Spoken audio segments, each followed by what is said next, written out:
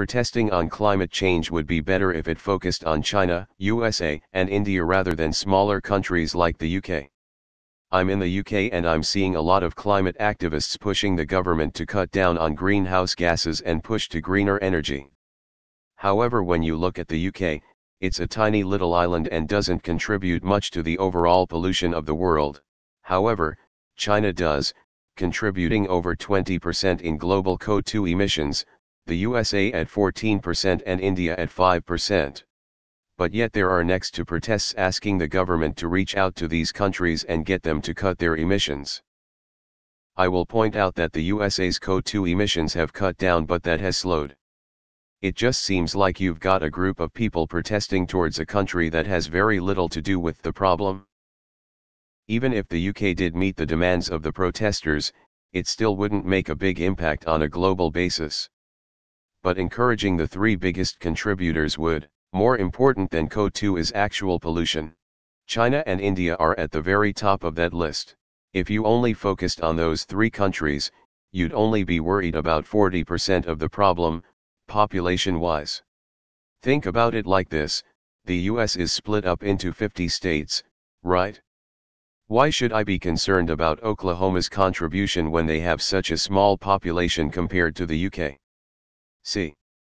You can't focus on the big countries only because there's a million ways to divide it. It has to be a unanimous effort. Plus, what would be China's incentive to give a shit if all the smaller countries don't have to? Can't punish a country for having a larger population. It's either everyone's problem or no one's. I don't know what you mean by next to protests. If you're saying there are next to no climate change activists in America, you are mistaken. It's everywhere I go. You accounted for 39% of CO2 emissions. The other 61% is important, too.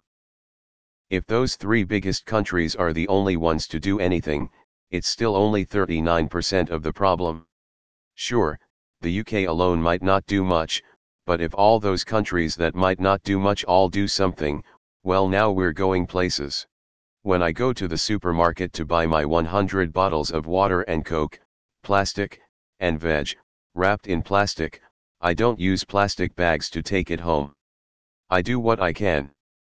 There are 15 countries that really need to act on their carbon emissions. Those countries are the US, Canada, Mexico, Brazil, UK, Germany, Russia, Saudi Arabia, Iran, India, China, South Korea, Japan, Indonesia and Australia.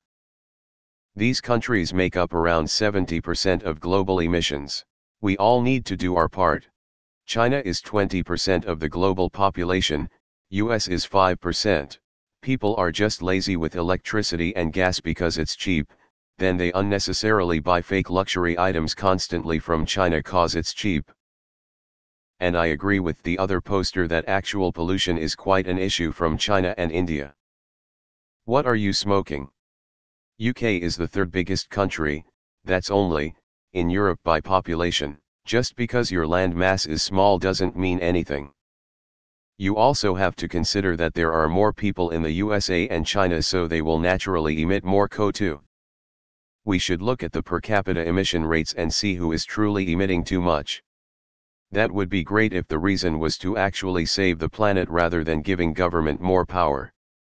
Pollution is a natural product to consumer lifestyle. Everything is a two-way system. To create something there will always be waste. So how do we tackle pollution? We close down factories, metalworks, etc. So no waste is being produced. However, we still need the products that are made from these factories. So that means a factory in a county which cares less about pollution, i.e. China, will pick up the slack. Instead of reducing pollution, we just shift it to another side of the planet so we can't see it and live in ignorance, all the while becoming poorer because we aren't producing things ourselves. The only way to stop pollution is to stop buying shit, but that is the only way our capitalist society works. Want to quickly boost the economy? Answer: build houses that no one needs. Sustainability is the answer to pollution. Nothing is designed with long-term use in mind. it is all made from the lowest quality materials to satisfy an imagined saving to the buyer. Everything is a race to the bottom thanks to online selling. What may have started out as a good product quickly becomes badly made after each seller tries to beat each other one penny at a time. Instead of buying something once, they have to buy it again and again every 5 years after it breaks. Every time you have to replace that product, you have doubled the amount of pollution it has contributed to the environment. Though in a capitalist society there is no alternative. If we buy things which never break, our economy is destroyed. This applies to pretty much every Western country, North America, Australia, and Europe. The amount of pollution that Western countries pump out isn't even comparable to that produced by India, China, and most African nations. It seems that China is producing more emissions, but if you actually compare China's population to America's population is about a fifth of China's population. It would make more sense that climate change protests should be focused in places like America and Canada. I remember there was a diagram, https://www.com/r/datasbeautiful/comments/d1pst/oc_which_greater_proportion/ UTM_source equals share and UTM_medium equals iOS_app and UTM_name equals iOSF. Back ago that showed that the average emissions for a single American was about 3x more than the global average, whereas a single Chinese national used below than 1x of the world's average. I'm not sure why you included the US on that list, since it's had some of the greatest success in cutting emissions, and, for its size, is one of the least polluting nations.